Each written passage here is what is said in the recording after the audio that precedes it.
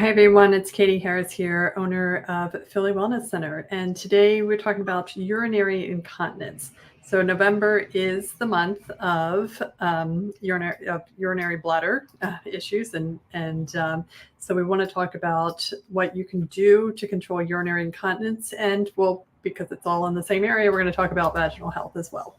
So if you didn't know, up to 50% of postmenopausal women use pads, diapers, or absorbent products. And at this point, women spend more money on diapers for themselves than for babies, which is quite disturbing.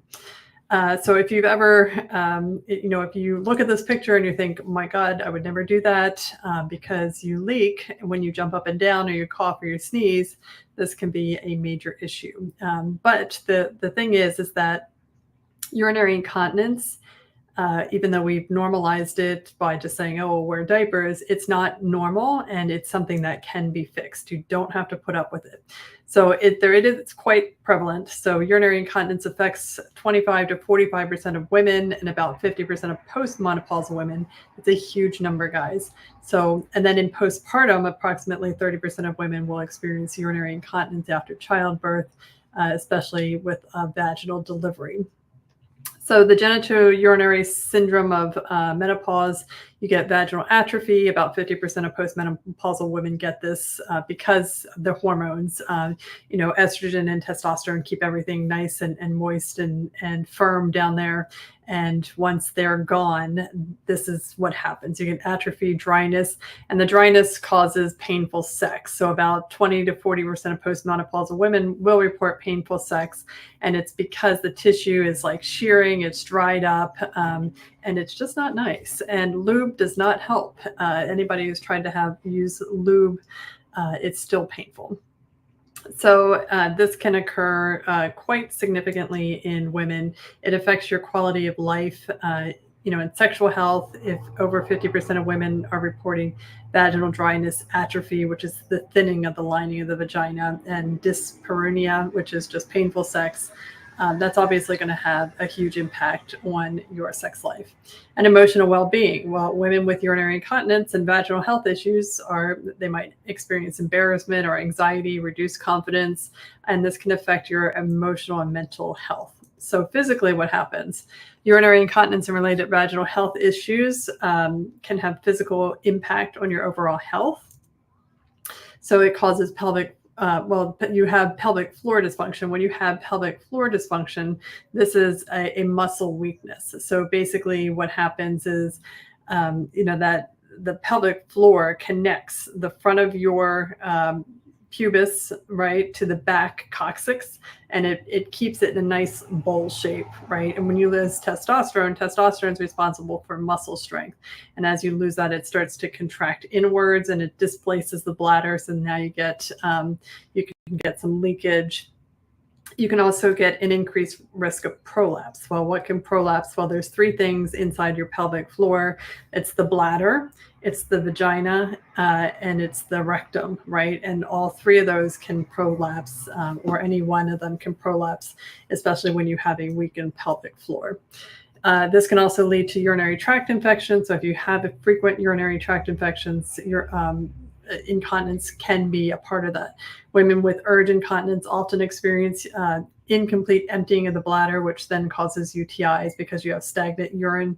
And there's just hygiene concerns as well, because there's the smell of urine. And if you get that smell, it can be really disheartening for women. Again, the sexual dysfunction and decreased libido, so the physical discomfort associated with vaginal health can cause women to avoid intimacy, which can reduce sexual satisfaction, and it can place a huge strain on relationships. It also causes chronic back and hip pain because, like I said, that pelvic floor is really pulling the back and the front, together. And as it contracts inward because the muscle's weak, you displace how the hips are laying and it pulls the back. So now you're starting to get low back pain. Maybe you have hip pain. And those things are happening because you've lost hormones or because the pelvic floor is weak. You might avoid exercise. You're certainly not going to jump up and down at the trampoline park, but women with urinary incontinence will avoid any exercise for fear of leakage. And that can lead to increased risk of obesity, heart disease, osteoporosis, and diabetes. And going into menopause, you're already at risk for these things because you've lost testosterone and estrogen. And testosterone and estrogen are vital for preventing heart disease, osteoporosis, and diabetes.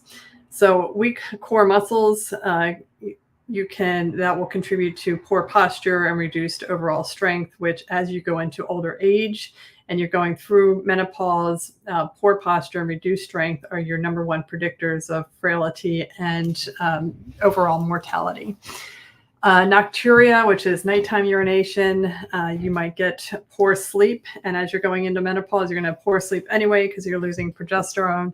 But it makes it even worse when you constantly have to get up and go to the bathroom, or you have to change the sheets, or it's interrupted. Having interrupted sleep is just a nightmare for your health, your overall health. Constant use of pads and diapers can lead to skin irritation, such as dermatitis or even pressure sores. It can cause, the skin to be really thin, and it can lead to skin infections as well. Increased risk of falls. So urgency and balance issues. Women with urge incontinence may rush to the bathroom, increasing the risk of falls, especially in older women. In your 60s and 70s, falls can lead to fractures, especially if you're prone to osteoporosis. And if you're not taking testosterone and estrogen, your bones get brittle quite quickly postmenopausal. Weight gain and metabolic issues. So you get with the decreased activity, if you're avoiding physical exercise because of urinary incontinence, that can contribute to a whole host of cardiovascular disease. Now, from an emotional standpoint, of course, there's the embarrassment and shame. If you have fear of leakage, the stigma around incontinence and vaginal health issues can make you feel ashamed or even reluctant to talk to healthcare providers. And let's be real, how many healthcare providers are asking you questions specifically about vaginal health? It's unless they're trained or specialized in this area, they'll probably avoid that conversation. And then there's a perceived loss of femininity, right? So if you're dry, thinned out, and sex is painful, you might not feel, you might start to feel differently about yourself, and especially in the context of sexual relationships. So isolation and social withdrawal, you might avoid social situations, especially if you're afraid of leakage, reduced participation, and even loneliness. So sexual dysfunction, loss of intimacy, and this can cause a huge strain on marriages or partnerships. And, a lot of times the partner might not understand what you're going through. And if you're avoiding sex because it's painful and you're self-conscious about it because of leakage, that's a way different reason than your partner might be thinking, who thinks maybe you're not interested anymore, even if that's far from the truth. But this can cause an incredible strain on relationships. Body image issues. Women might experience a negative body image, feeling of inadequacy, and fear of aging. So these conditions are often linked to menopause, which cause women to fear that aging process, adding to emotional distress about losing vitality and youth. And, to be honest, that's the one thing, once you start hitting 50 and you start going through these menopausal changes and you start losing, the skin that you had 20 years ago, or you're gaining weight, or you're having these urinary issues and you feel like your mom or your grandmom, that can be very distressing. So that is some of the stuff that we want to deal with mental health struggles. The fear of incontinence or painful intercourse can lead to anxiety. The chronic nature of these can contribute to depression. And then it's just emotional exhaustion, especially if you're constantly, trying to avoid sexual encounters with your partner, or you're constantly worried about what's going to happen if you don't have sex, and if you do have sex, it just gets to be really emotionally draining. It can also impact your professional life. Women with urinary incontinence might feel anxious about their conditions at work. It might affect career advancement, and it might increase absenteeism, which can also further damage job performance and self-esteem. You can have feelings of loss of control, so unpredictability. So depending on the type of urinary incontinence you have, you might not be able to control what's happening, which does force you to rely heavily on diapers and pads to manage, which can lead to frustration. It can impact your family life. And there's just limited solutions out there. There's really very few things. So the things that we have been offered are diapers on one extreme, and the other extreme is surgery. And there's really nothing in between, or hasn't been. And that's what we're going to talk about today for sure. So the cumulative emotional impact over time can result in chronic stress, insecurities, and diminished quality of life. So having said all that, it's really depressing, right? So what is it that we can do that can change everything for us? Because there are solutions out there. Urinary incontinence is not the norm. It should not be normalized. There is something that you can do about it. You don't have to suffer with urinary incontinence. So there's physical therapy, hormone replacement therapy, peptides, and then there's non-hormonal replacement therapies. So physical therapy for pelvic floor weakness can be extremely beneficial. There's a good probability that your insurance will pay for a certain number of sessions as well. So if you come to Philly Wellness Center, we do partner with physical therapists in the area. We can write referrals for you so that you can get reimbursed by insurance. And that might be a very helpful way for you to build up that pelvic floor. And really learn how to control it. So that is a big part of it, but it's not the only part of it. So physical therapy can only take you so far.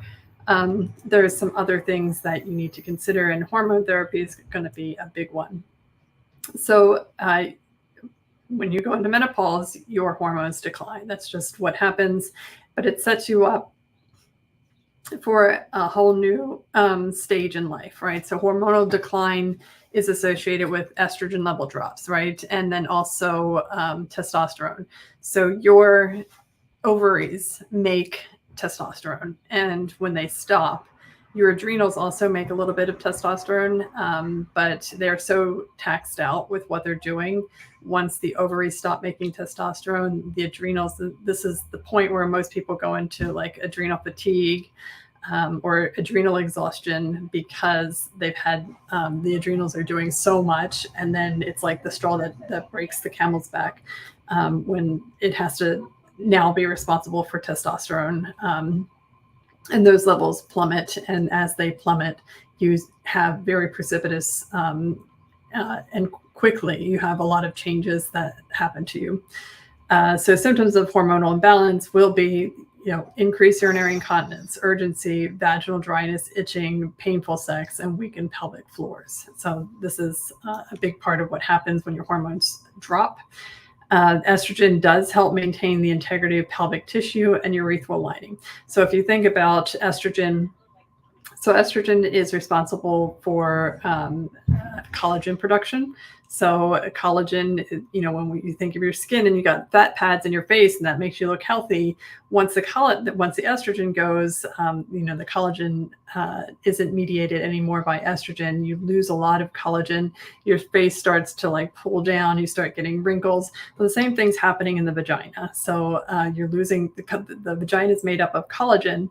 And when you don't have collagen there, then the tissue gets really thin, it tears easily, it's dry, and that's from loss of estrogen. Now, the testosterone helps with muscle strength. You can't build muscle without testosterone on board. And when you become menopausal, your testosterone levels drop to the single digits when they should be in the triple digits.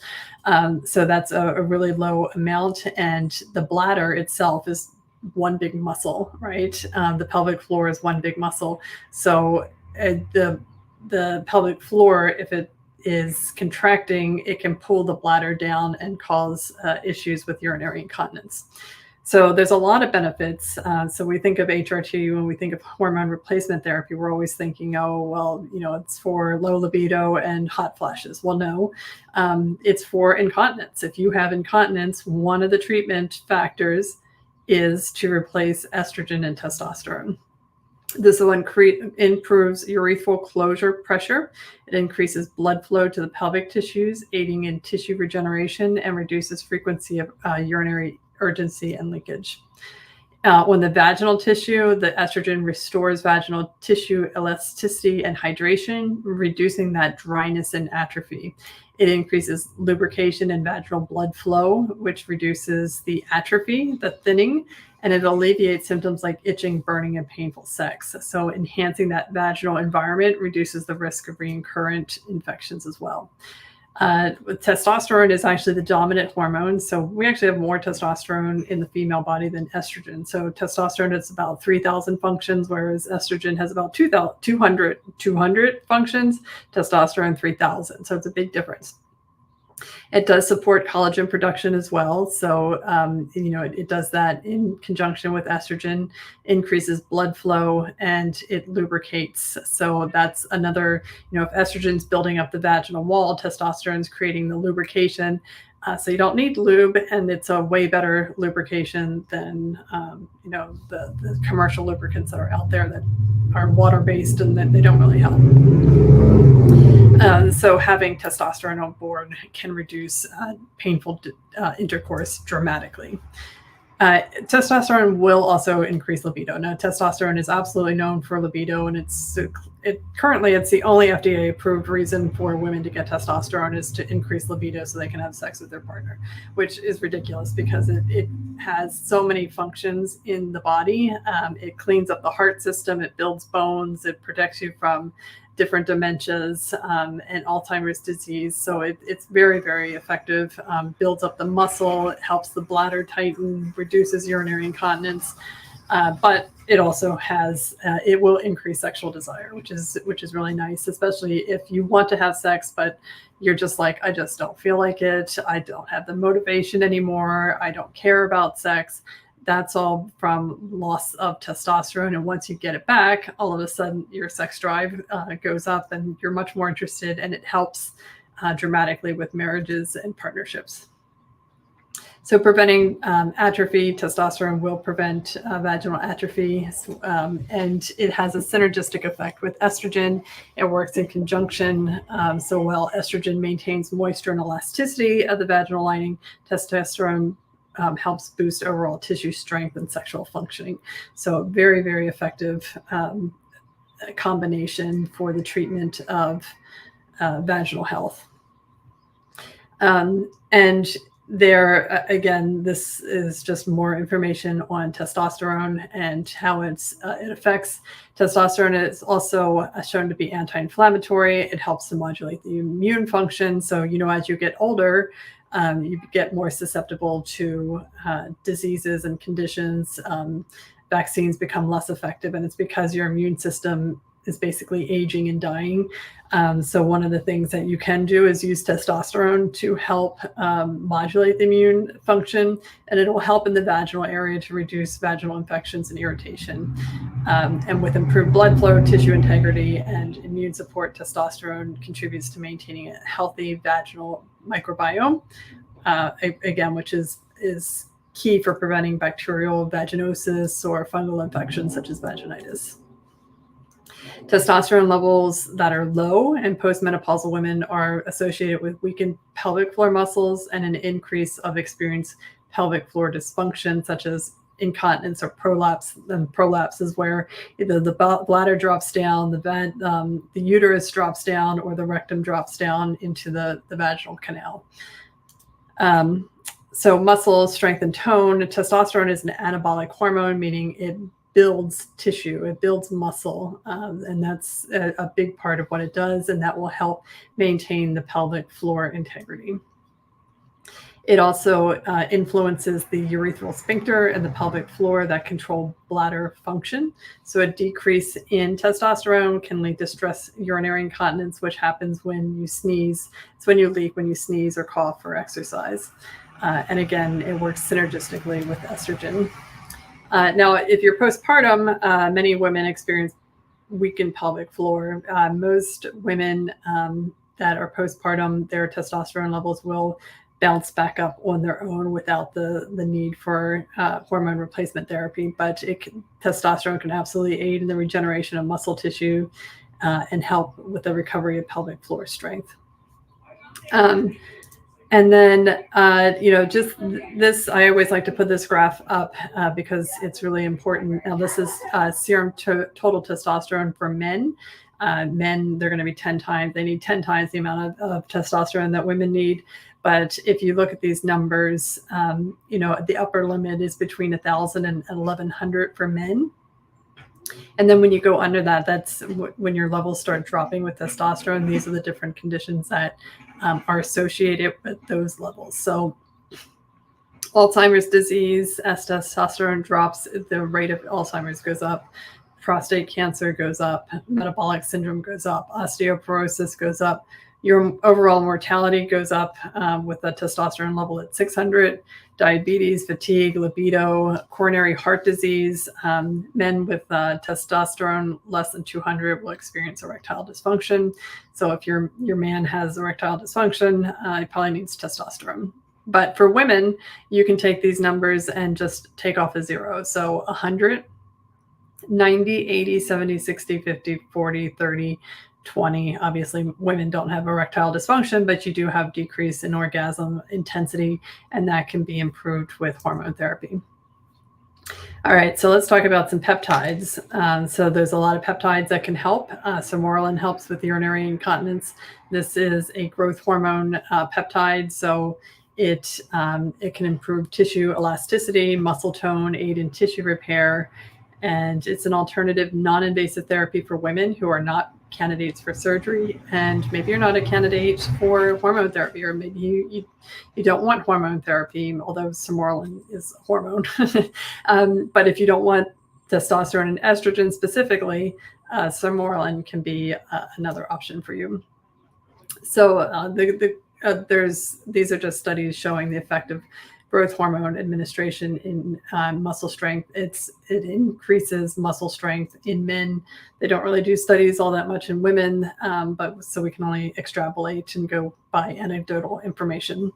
PT141 is another peptide. It's called bremelanotide, and it acts on receptors in the brain, and it improves sexual desire. So if you're having trouble, and let's say you're on testosterone or you don't want to take testosterone, you can take PT141. It's not going to help you with urinary incontinence, but it does increase sexual desire and arousal in women with HSDD, which is hyposexual disorder, dysfunction disorder or something.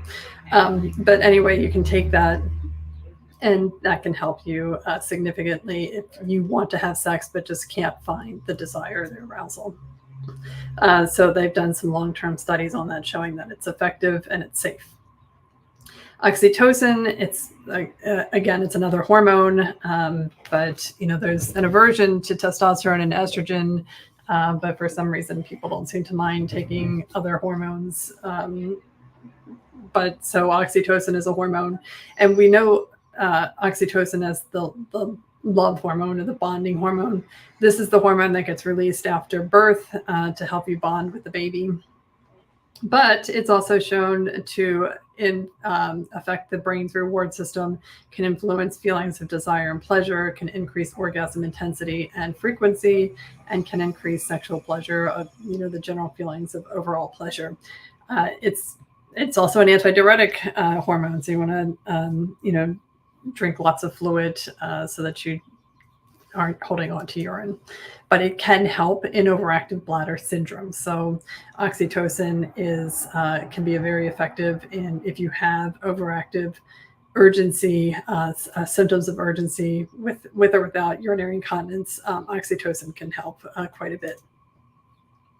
The love shot, so a non-surgical, all-natural treatment. This uses your blood, and we spin it down and we get plasma from it. We can take that, and that can be injected into vaginal or clitoral tissues. It rejuvenates and stimulates healing, increases sexual sensation and overall vaginal health. It's used for it's most, it's known under trademark as the O shot, and it does help with sexual pleasure. It will increase lubrication, so it can help combat vaginal dryness. So if you don't want to use hormones, you don't want to use any hormones whatsoever, you can use your own PRP instead of lube to help with vaginal dryness and discomfort. It can help improve urinary incontinence because it strengthens tissues and it can reduce that stress incontinence. And it's quick, painless with minimal downtime. So they've done studies on PRP, or what Dr. Runnels calls the O shot, in treating women with stress urinary incontinence. So now non-hormonal treatment. So there's things that we can do for urinary incontinence and vaginal health that don't involve hormones, taking pills, shots, or anything the like. And that's using our InMode platform. This is called Empower. So we have 3 functions on this that can really help with improving urinary incontinence. So Forma V is a non-invasive vaginal rejuvenation treatment that uses radio frequency, which is energy, which is just heat, and it uses heat to increase. It uses this radio frequency energy to heat the vaginal and labial tissues, which then denatures collagen, which means it breaks it down, and then the fibroblasts come and they build collagen back up. So this promotes collagen production and tightening. And when you have that, you have tissue remodeling, it increases blood flow, and it will strengthen vaginal and pelvic support structures. So it's a very, very effective treatment, not only just for vaginal dryness, but it's also, it's been shown to work with stress urinary incontinence, because that radio frequency heat very predictably will build up collagen. We know that it works, and you can see the effects of it. And women have life-changing and life-altering results just from doing radio frequency energy. It doesn't hurt. You don't even need anesthesia for it. It's just heat. And it works predictably. And 70% of women showed a reduction in urinary stress incontinence with one treatment. 1 month later, there was 100% reduction in all patients with no side effects, and the degree of satisfaction with this was 90%. So, I mean, that's pretty impressive. So the benefits of Forma V: vaginal tightening, it'll improve tissue firmness, elasticity, it'll enhance sexual satisfaction, especially if you've had a lot of kids and the vaginal is very lax. This will help dramatically. It is FDA approved for urinary incontinence, so it'll strengthen the pelvic tissue, help support bladder control by tightening the vaginal canal. It improves vaginal health by increasing blood flow, and it's non-invasive and painless, and it only takes like 15 minutes to do it. Now, Morpheus 8V, so if you know Morpheus, we use that on our face and neck and all kinds of places. And what it does for your face is it builds up collagen, right? And it does the same thing in the vagina. So it is microneedling of the vagina. It's exactly what the Forma V does, but this is a little bit more invasive. It does require anesthesia, and it creates these micro injuries in the tissues so that it triggers the body's natural wound healing response, which stimulates even more collagen production. So this is for more severe cases.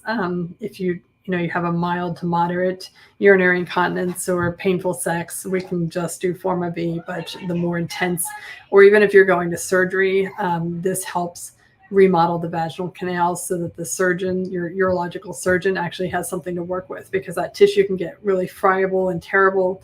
It tears easily. So when you use Morpheus 8V prior to surgery, especially a couple weeks before surgery, it makes it much easier for the surgeon to get really great results. So even if you do have to have surgery, Morpheus 8V can help significantly. But it can also, in moderate to severe cases, you can avoid surgery altogether just by doing a Morpheus 8. So it does increase blood flow and tissue regeneration. It addresses issues like dryness, itching, discomfort, and it'll strengthen your pelvic and vaginal tissues. So it reduces the symptoms of urinary incontinence and increases the strength of the pelvic floor. The effectiveness of Morpheus 8 lies in its ability to target superficial and deep layers of tissue, whereas the Forma V is really only hitting superficial tissue. The Morpheus 8 takes it to another level, and it really it creates this collagen remodeling and enhanced circulation and tissue regeneration. Benefits: vaginal tightness, lubrication, reduces atrophy, and improves sexual functioning, addresses urinary incontinence, it'll take about 30 minutes to numb the area so that you don't feel anything. But it is minimally invasive with little to no downtime. You'll get up and as soon as the procedure is over, and it really only takes about 15-20 minutes to do it, you'll immediately feel a difference even with just one session. It does treat vaginal itching and discomfort. So even if you have like a lichen sclerosis, burning sensations, general discomfort, this can help those women significantly. Now, the last thing we have is called V-Tone, and it's a specialized non-invasive treatment designed for intravaginal electrical muscle stimulation and neuromuscular re-education to help women improve pelvic floor health.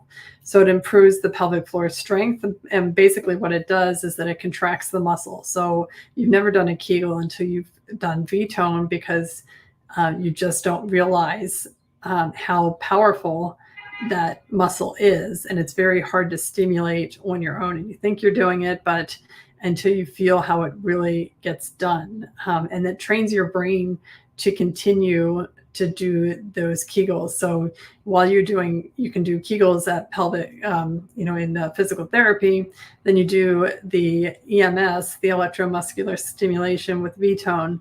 And then when you go back to physical therapy, you actually the brain has some understanding of what it's supposed to do. So this helps reduce urinary incontinence. It enhances muscle tone, and it's non-invasive. It doesn't hurt. You don't need any anesthesia or anything. It's just a device that gets inserted inside the vagina.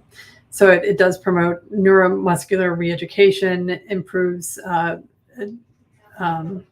It's recommended for women after childbirth to restore muscle tone and reduce the likelihood of incontinence or pelvic floor issues in the future, and it's safe and effective. And that's what it looks like. That goes into the vagina that gets inserted, and it's a very convenient, effective way and it's only a 30-minute procedure. This can be combined with Forma-V. So a lot of times we'll do Forma-V first, warm up the tissue, and then do the V-Tone. Or you can do the V-Tone, then numbing and Morpheus 8. Or sometimes in extreme cases, we'll do all three. We'll do the Forma-V, followed by V-Tone, followed by the Morpheus 8. So this is basically like doing 10,000 Kegels in 30 minutes. That would be impossible for you to do on your own, but this is how effective it is. So imagine your brain being trained on 10,000 Kegels in such a short amount of time. Now, the other thing that we have is called tone, and this really falls into body contouring because it really goes after the lower abdominal muscles. But it uses that same electrical muscle stimulation, but its primary focus is on toning and strengthening muscles, but it can help with issues such as urinary incontinence by improving core strength, which supports the pelvic floor. It also strengthens your abdominal muscles, which will lead to a firmer, more toned core. It's non-invasive, there's no downtime, and it's FDA approved for diastasis recti. So, when you're pregnant and the abdomen starts splitting, and then it doesn't always come back completely, the tone is actually FDA approved for that. It's completely painless, and it will help rebuild and strengthen the core, especially if you've had that muscle separation or weakness from pregnancy.